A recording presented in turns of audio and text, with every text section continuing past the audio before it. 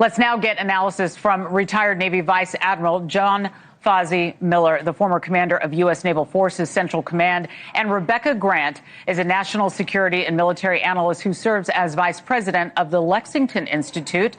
Great to have both of you here tonight on this Memorial Day. Thank you very much. Admiral, I want to start with you and ask you to, really walk us through what it'll look like to reopen the Strait of Hormuz. Will it be fast? Or is time needed for things like clearing mines and stopping proxy threats? We've been talking about this for so long. Now that we might be getting close, what does it look like? Good evening, Laura, and thanks for having me.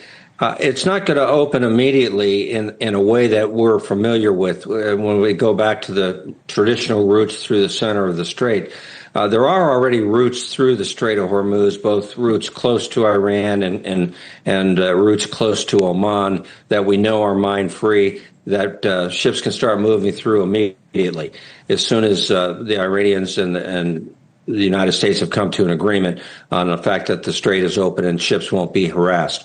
That said, there's still a lot of work to be done. There are apparently some mines in the water. It would be very useful for us to know where those mines are and how many of them there are, so that we can make sure all of the routes in and out of the Gulf are clear, and we can do that as quickly as possible. And then it'll begin the process of moving the ships out. And some of those ships have been there now for more than 2 months. And so it's going to take an effort to clear everyone out.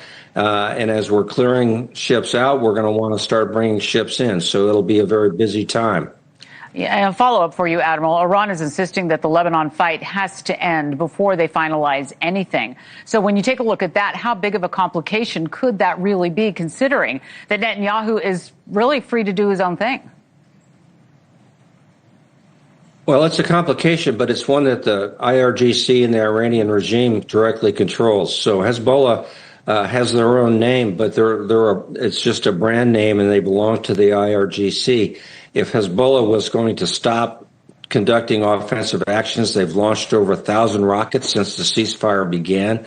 If Hezbollah stops that, then the Israelis will be able to stop retaliating, and so. It can be a complication, but it's only going to be a complication as long as the Iranian regime wants it to be. And once they tell Hezbollah to stop, then the fighting in Lebanon will stop as well. Rebecca, to you now. From Israel's standpoint, what would constitute an acceptable deal? I think an acceptable deal in this case with Iran would be, of course, what we all want, and that is no path to a nuclear weapon. I really note the detail in President Trump's latest post, which is saying that they're now really looking at either destroying the nuclear dust in place or moving it out, and that would be done under the supervision of the UN's IAEA and Rafael Grossi. So I think that is number one. Of course, for Israel, there is the self-defense equation. As Admiral Miller pointed out, 1,000 rockets from Hezbollah during what should be a ceasefire period is way too much, and Israel will have to have that self-defense capability. But remember, Operation Epic Fury has taken out Iran's power projection capabilities. That's key, good for Israel, good for the region and the world. Yeah, Rebecca, President Trump has said any deal must see Iran giving up its nuclear stockpile. Publicly, at least, Iran is playing hardball, as we've been reporting. But, since these talks are still happening, is it safe to assume that Iran is just putting some nuclear concessions on the table? Well, there's all sorts of propaganda and statements coming out from Iran, but I note that they've got their two top officials in Qatar. The Pakistanis are in China talking, of course, about Iran. And I think Trump would not have said that there's clearly going to be either move out that 1,000 pounds of enriched uranium or destroy it in place and bring in the UN. That's a process. It's difficult to implement, but that's the right thing. And I think they've now moved to absolutely getting that enriched uranium out of there. Admiral, back to you. The U.S.-led blockade of Iran's ports is clearly working. We've been watching that in motion. Has that forced them to the table, you think? I think it's one of a number of things that has forced them to the table. We've really taken away the regime's ability to make money, certainly in any fashion similar to what they experienced before the blockade was put into place. So it's been very effective. Additional economic sanctions, the ability to go after this sanctioned oil anywhere in the world, all of those things add up to decision-making process on the regime side that they can't sustain the situation that they're in for an extended period of time. So I think the president's been very wise, as Dr. Grant pointed out, about being patient and making sure he gets the right deal.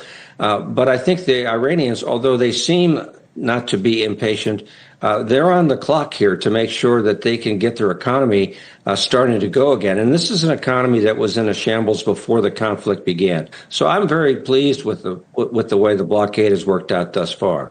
You know, Rebecca, also, if this deal falls apart, as we've seen happen before with dealing with Iran, does the Pentagon already have plans drawn up for strikes to resume? They probably do. Or do we keep up the ceasefire and try another round of talks? How do you see this playing out as a plan B? Well, no question, the military strike options are there. 2 aircraft carriers, the USS Tripoli, a lot of land-based air. And I'm telling you, those targets are planned, pre-briefed, and ready to go on short notice if necessary. So President Trump can extend the ceasefire or he can revert to strikes. And the Iranians know that. Russia's not going to bail them out. China's not going to bail them out. And if they don't sign, they are going to face more strikes. Well, we're going to see how this goes together. Vice Admiral John Fozzie Miller and Rebecca Grant, thank you very much for being here. Appreciate you. Thank you. Thank you. Thank you very much. And coming